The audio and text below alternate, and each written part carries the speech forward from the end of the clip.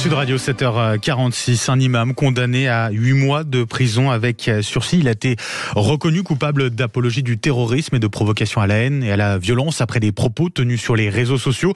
Cet imam, il prêchait dans la mosquée de Beaucaire, dans le Gard. Pour en parler, je reçois justement le maire de Beaucaire. Bonjour Julien Sanchez. Bonjour. Et merci d'être avec nous ce matin sur Sud Radio. Vous êtes le maire de Beaucaire, vice-président également du Rassemblement National. 8 mois donc de prison avec sursis. C'est une peine qui vous semble être à la hauteur des propos tenus par cet imam? Écoutez, vous savez qu'en France, on n'a pas le droit de commenter les décisions de justice, donc il faut être prudent dans ce qu'on dit, mais j'appelle simplement votre attention sur le fait que soit il est coupable, soit il n'est pas coupable. En l'occurrence, on parle d'apologie du terrorisme, on parle également d'appel à la haine. Donc soit il est coupable, soit il ne l'est pas. Mais je crois qu'il ne fait pas mystère que ces propos ont été tenus. Donc effectivement, 8 mois avec sursis pour apologie du terrorisme et appel à la haine envers les juifs, je trouve que c'est étonnant. Voilà. C'est étonnant, c'est trop léger. Je trouve que c'est très étonnant et à mon sens, ça mérite davantage, effectivement. On vous l'avait déjà signalé ou pas, justement, cet imam auparavant, Julien Sanchez? Pas du tout. Vous savez que moi je suis maire depuis 9 ans et demi. Cet imam est là depuis à peu près 3 ans apparemment. Et moi j'avais écrit plusieurs fois au ministre de l'Intérieur et à la préfecture pour demander la liste des fichiers S de ma commune, et on ne m'a jamais répondu. On m'a dit que je n'avais pas le droit d'avoir ces informations. Ensuite, on m'a dit que si j'interrogeais sur des personnes en particulier, on pourrait me répondre. Donc j'ai envoyé une liste de personnes dont je souhaitais savoir si elles étaient fichées S. On ne m'a jamais répondu non plus. On ne m'a jamais répondu de courrier pour me dire si telle personne ou telle personne était fichée S ou non. Donc voilà, vous voyez, les maires sont laissés complètement sans information. Or, ces informations, seul l'État les possède, donc seul l'État peut les donner aux maires.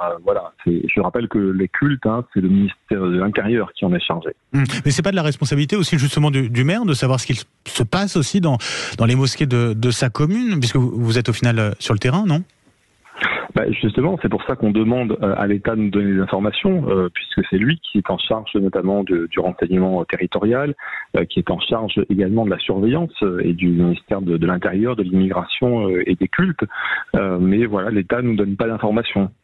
Donc moi, je ne peux pas monter, si vous voulez, une police parallèle, un renseignement territorial parallèle. Ça n'est pas possible, ça n'est pas dans les attributions des maires.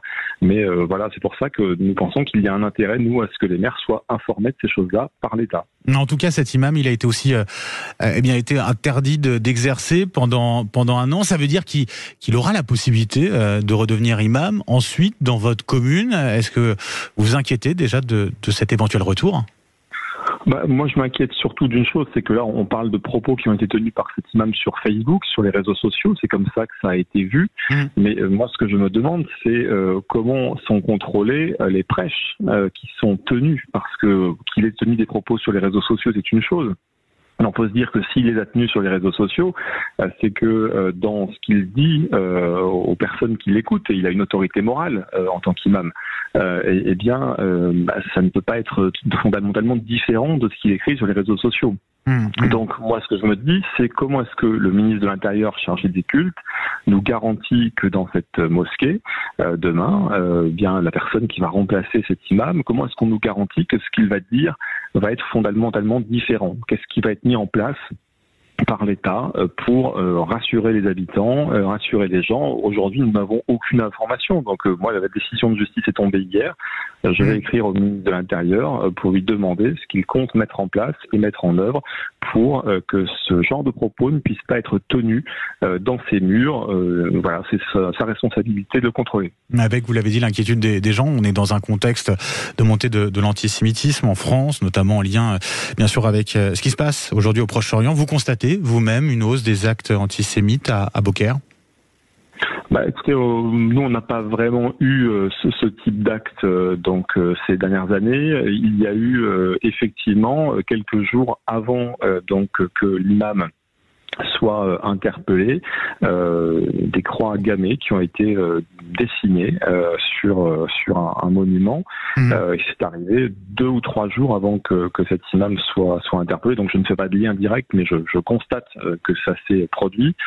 J'ai pu voir comme vous à Paris, en région parisienne, il y a des croix là aussi dessinées. Et c'est horrible de voir ça. Franchement ça nous plonge dans une époque qu'on croit disparue et de voir cet antisémitisme qui est là, qui réapparaît, qui cible des gens ou qui nous rappelle des choses. En fait, on constate qu'il est importé sur le territoire français le conflit israélo-palestinien.